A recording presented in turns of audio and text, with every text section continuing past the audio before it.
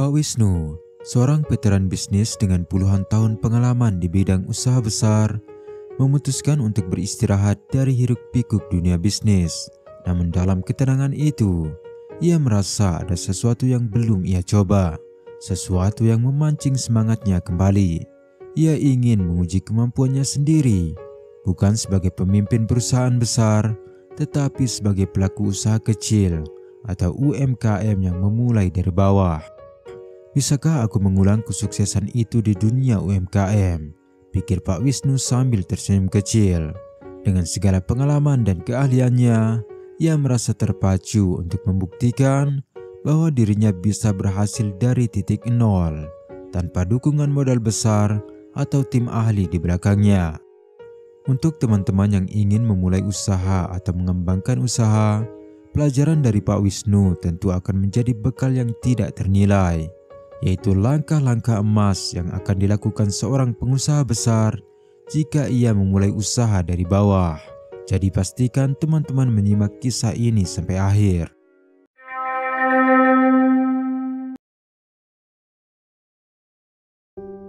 Pak Wisnu adalah sosok yang selalu dihormati dalam dunia bisnis. Seorang mantan eksekutif yang telah menghabiskan lebih dari setengah hidupnya mengelola perusahaan besar dan meraih pencapaian luar biasa. Namun saat usia mulai bertambah, Pak Wisnu memutuskan untuk menyerahkan jabatan pentingnya kepada anak-anaknya dan menikmati sisa hidupnya dengan lebih tenang di sebuah desa kecil yang jauh dari hiruk-pikuk kota. Meskipun begitu, rasa ketertarikan Pak Wisnu terhadap dunia bisnis tidak pernah benar-benar hilang. Setiap pagi, ia berjalan mengitari desa, melihat para pelaku UMKM di pasar, hingga yang berjualan dengan stand di jalan raya. Ia senang melihat sudah banyak yang menjadi pelaku UMKM dan tidak lagi hanya mengandalkan hasil sawah dan kebun. Pada suatu pagi yang cerah, saat berjalan-jalan ke pasar desa, Pak Wisnu bertemu dengan seorang pedagang kecil bernama Pak Rojak. Dengan senyum ramah, Pak Rojak menyapa Pak Wisnu dan menawarkan cemilan lokal buatannya. Cemilan itu terbuat dari bahan-bahan alami dan memiliki cita rasa yang sangat khas. Setelah mencicipi beberapa potong, Pak Wisnu memuji rasanya yang gurih dan lezat. Namun saat ia melihat kemasannya yang sederhana, ia mulai menyadari ada sesuatu yang bisa ditingkatkan dari usaha Pak Rojak ini. "Pak Rojak, camilan Bapak ini enak sekali," ujar Pak Wisnu sambil memandang kemasan plastik sederhana yang digunakan.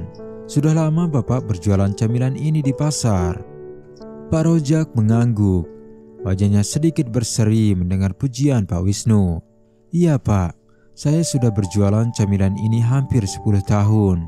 Tapi ya begini Pak, pembeli saya tidak terlalu banyak dan biasanya hanya orang-orang yang memang sudah kenal dengan saya." Pak Wisnu mengangguk paham. Selama beberapa menit berikutnya, Pak Rojak menceritakan bagaimana ia memulai usaha kecilnya dengan modal seadanya dan bagaimana ia hanya bisa menjual dagangannya kepada para pengunjung pasar dan tidak tahu cara menjualnya ke pasar yang lebih luas. Pak Wisnu bisa melihat potensi besar dari produk Pak Rojak, namun juga menyadari keterbatasan yang sering dialami para pelaku UMKM di desa. Percakapan dengan Pak Rojak menggugah hati Pak Wisnu. Setelah pertemuan itu, ia merenungkan kembali pengalamannya di dunia bisnis dan mencoba berpikir dari sudut pandang yang berbeda. Bagaimana rasanya jika aku yang berada di posisi mereka, berusaha dari nol, tanpa dukungan modal besar atau tim yang profesional? Pikir Pak Wisnu. Ia merasa tertantang untuk menguji kemampuan dan pengalaman yang telah ia kumpulkan selama ini. Dengan segala pengalaman dan keahliannya, ia merasa terpacu untuk membuktikan bahwa dengan ilmu yang mumpuni, siapapun bisa berhasil meski memulai dari bawah. Beberapa hari berikutnya, untuk mencari produk unggulan yang bisa ia sediakan di pasar, sebagai langkah awal, Pak Wisnu mulai mengamati kebutuhan sehari-hari masyarakat desa. Setiap pagi ia berjalan-jalan ke pasar dan jalan raya yang dipenuhi UMKM, berbincang dengan para pedagang dan konsumen, serta mengamati produk-produk yang laris di pasaran. Ia juga bertanya-tanya tentang masalah yang mereka hadapi dan mencatat setiap detail yang tampak remeh tapi bisa memberikan wawasan berharga. Ia melihat bagaimana para pedagang kecil bergantung pada bahan baku lokal, namun seringkali kesulitan mendapatkan pasokan berkualitas dengan harga yang terjangkau. Dalam pencariannya beberapa minggu ini, Pak Wisnu menemukan bahwa begitu banyak pelaku usaha yang menggunakan bahan baku tepung seperti jual gorengan, cilok, jajanan pasar, hingga jajanan modern, yang ternyata sebagian dari mereka masih mendapatkan bahan baku dengan harga yang relatif tinggi.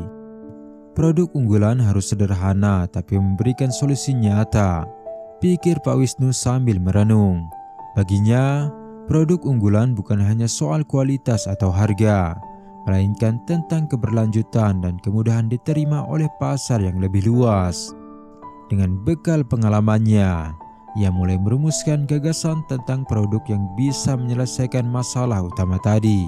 Berbekal kebutuhan pasar dan masalah itu, Pak Wisnu pun menemukan potensi produk unggulan, yaitu bahan baku tepung dengan harga terjangkau.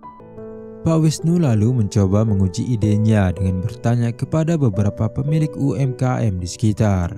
Ia menanyakan apakah produk yang ia rencanakan sesuai dengan kebutuhan mereka dan keinginan mereka. Dari percakapan tersebut, ia menyadari bahwa banyak pengusaha kecil yang tertarik pada produk bahan baku dengan harga bersaing. Dengan cepat ia melihat potensi besar di bidang ini. Jika ia bisa menyediakan produk bahan baku lokal dengan harga lebih terjangkau dan pengemasan yang menarik, ini bisa menjadi produk unggulan yang dicari. Ia pun mulai melakukan riset lebih dalam mengenai dari mana ia bisa mendapatkan bahan pokok dan bagaimana mengolahnya menjadi tepung. Lebih dari itu, mengingat misinya untuk menguji kemampuannya dengan memulai dari bawah, meski memiliki uang yang banyak, Pak Wisnu memutuskan untuk memulai dengan modal seadanya. Pak Wisnu melakukan uji coba pada beberapa produk dan memasarkannya dalam skala kecil melalui media sosial dan toko kecil di sekitar tempatnya tinggal. Di sana ia menemukan cukup banyak penolakan. Bahkan sebagian dari pelaku UMKM sasarannya menolak dengan halus. Namun dengan semua penolakan itu, Pak Wisnu ternyata tidak mengalami kerugian besar, sebab dia hanya membuat sampel produk dalam skala kecil. Dari semua penolakan itu, Pak Wisnu mencatat respon dari konsumen, mulai dari alasan mereka menolak produknya, bagaimana pendapat mereka tentang kualitas, serta apakah harganya terjangkau. Bukan hanya dari konsumen, Pak Wisnu juga ternyata mempelajari produk dan pesaingnya di pasar. Dari apa kelebihan mereka yang bisa ia tiru, hingga kekurangan mereka yang bisa ia perbaiki. Nama besar Pak Wisnu sebagai veteran di usaha besar ternyata bukan isapan jempol semata. Ia begitu lihai melihat celah yang bisa ia manfaatkan. Dan satu hal yang selalu ia tekankan dalam setiap eksperimennya, yaitu mendengarkan suara konsumen. Dari sini, ia mendapatkan banyak masukan berharga yang membantunya menyempurnakan produk unggulannya.